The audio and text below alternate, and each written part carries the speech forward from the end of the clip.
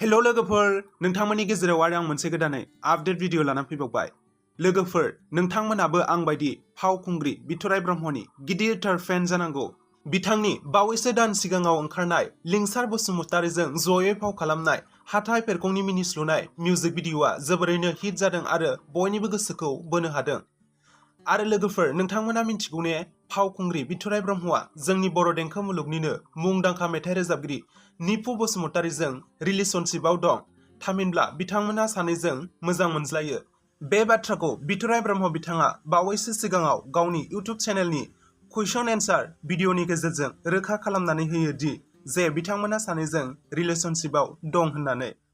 लोगोफोर आरो बे बाथ्राखौबो नोंथांमोना मिन्थिया जानो हागौदि फावखुंग्रि बिथराइ ब्रह्म बिथाङा गावनिनो अफिसियेल इउटुब चेनेल दङ।